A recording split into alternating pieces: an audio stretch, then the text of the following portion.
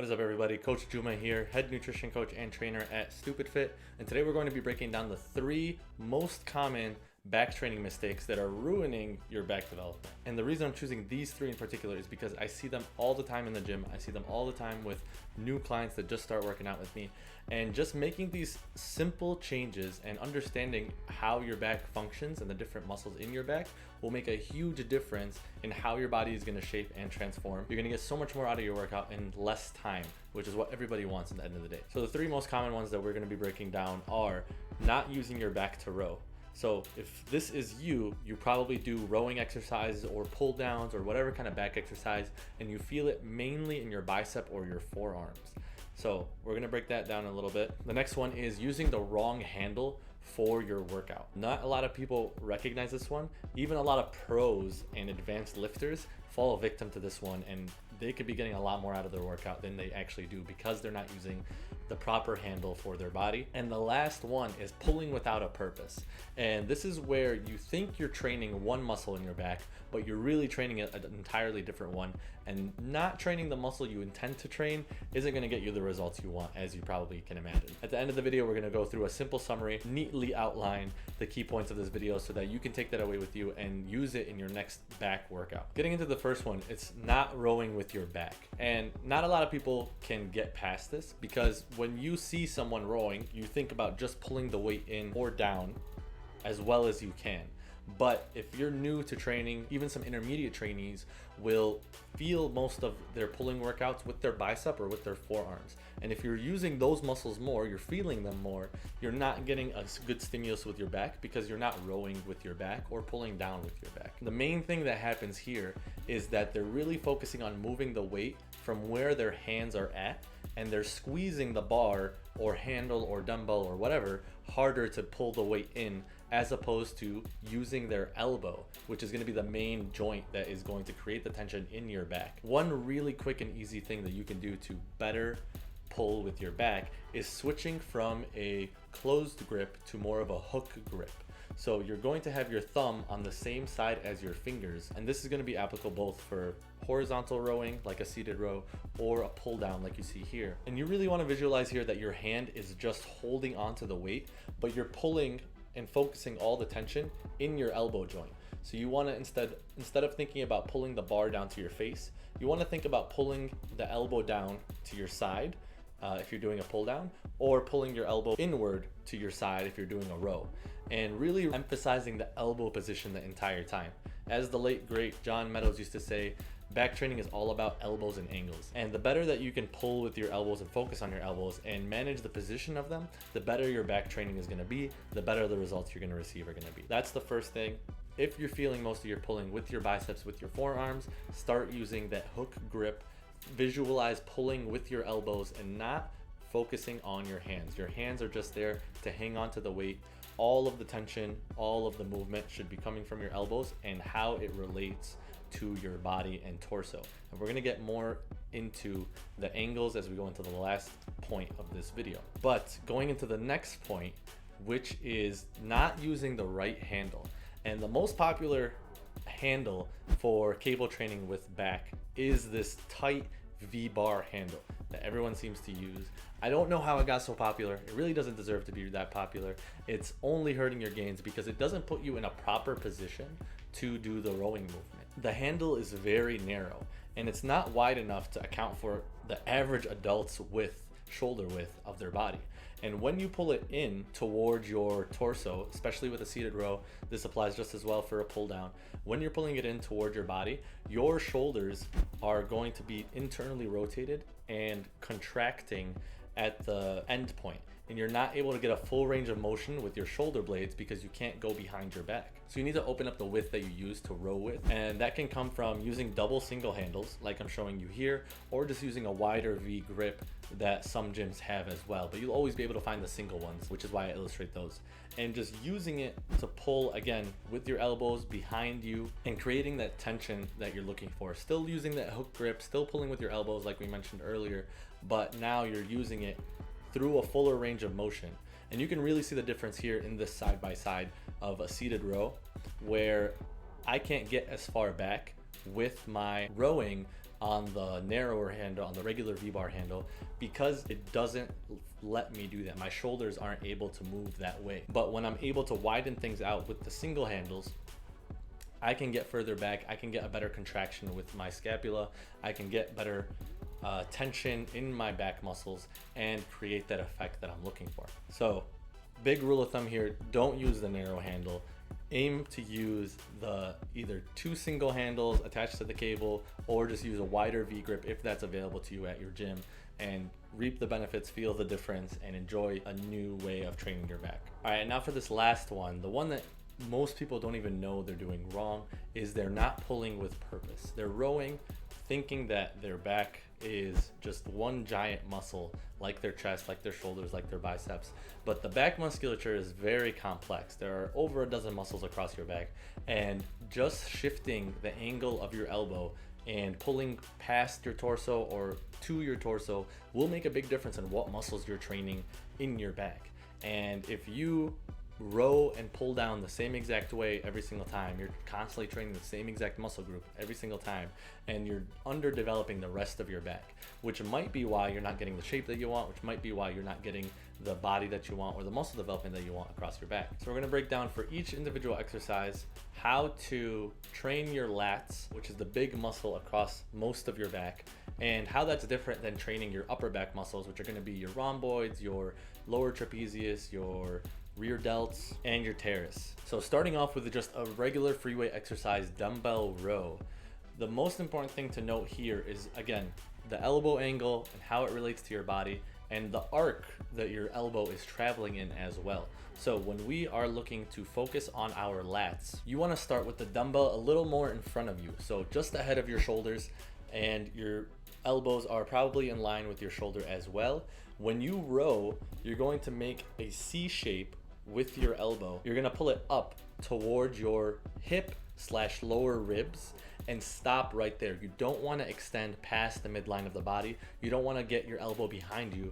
You want to stop at where your body is, right to your side, tucked to your side, and then extend back again and feel that stretch. This is going to be lat specific. Again, you want to keep the elbow close to your side, row it down toward your hip, toward your lower ribs, and then extend forward, creating that arcing motion so that your elbow goes back to the starting position at around shoulder level.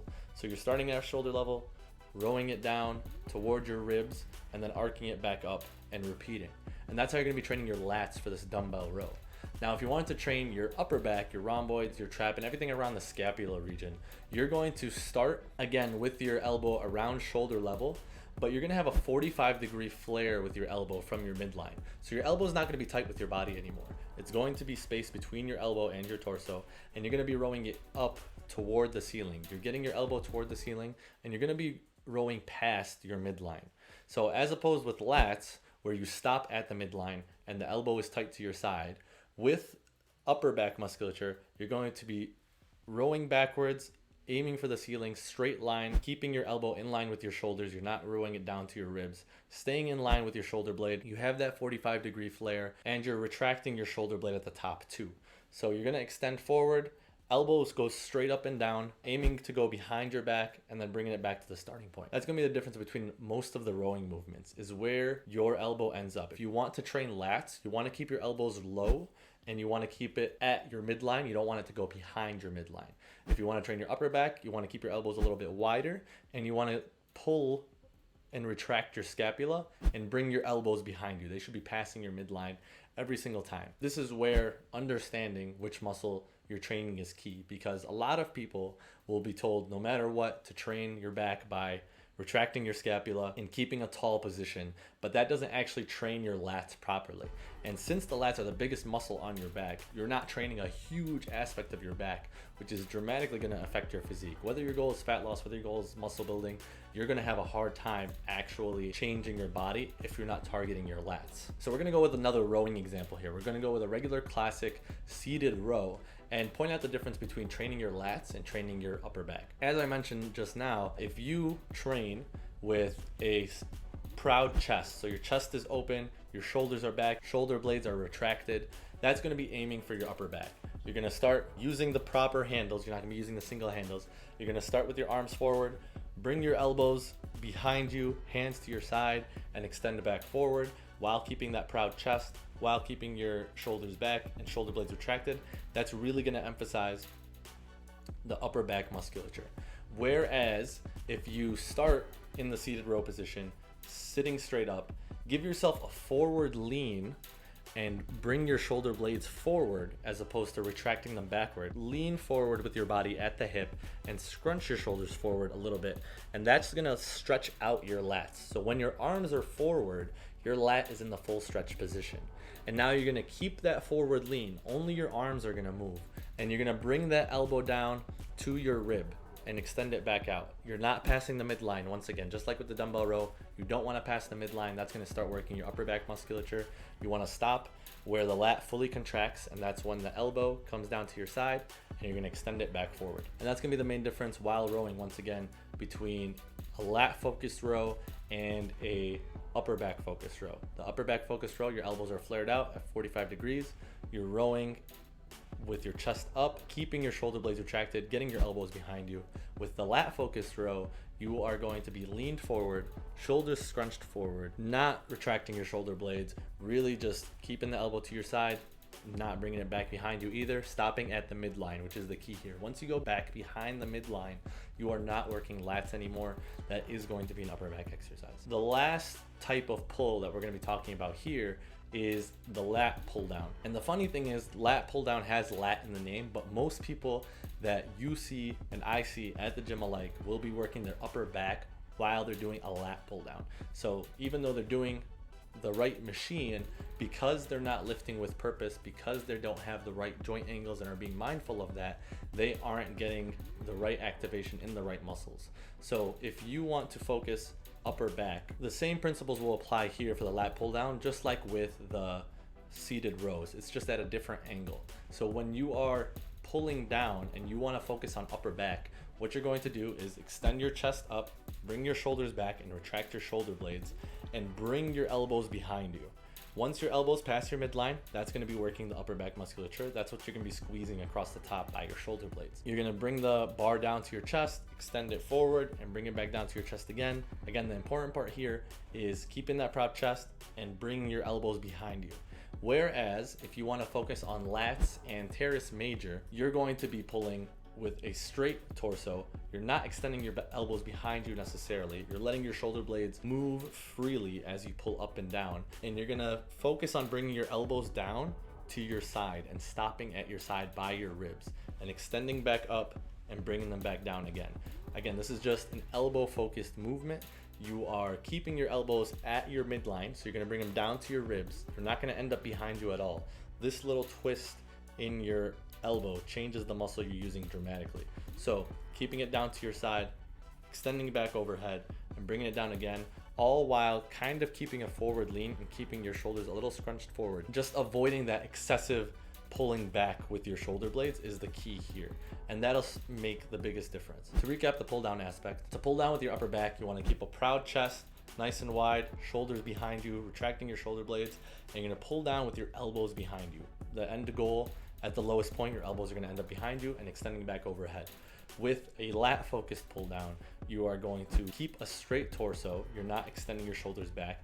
Have a little forward lean, a little forward scrunch, and bring your elbows down to your side, keeping them slightly in front of you, not looking to pull them backwards, just pulling them straight down to your side and back up. It's pretty likely when you make this switch, you're going to be using less weight because this is going to be a new way of pulling that you haven't done yet. And because you haven't trained it yet, you're going to start a little lower than with the previous methods that you were doing. And that's perfectly fine because now you're going to be doing it the right way, the smarter way, and actually training the muscles you need to train and ultimately building strength in those areas that you wanted to build strength in the first place. So, simple summary here of all the important aspects of back training. When you're doing back training, whether it's pull down, rows, or any other back training, you want to have a hook grip, not squeezing with your hands, and pulling down with your elbows, focusing on where your elbow is and how your elbow moves as opposed to where the bar moves or where the dumbbell might move. If you're using cable machines, you want to use grips that actually fit your width, your shoulder width. You don't want to use the narrow V grip that everyone uses. All that's going to do is cause stress at your shoulders with excessive internal rotation and really limit the full range of motion that you're able to reach and the muscles that you're able to train because you can't go through that full range of motion. So aiming for handles that are wide enough for you to use with your rowing or with your pull downs.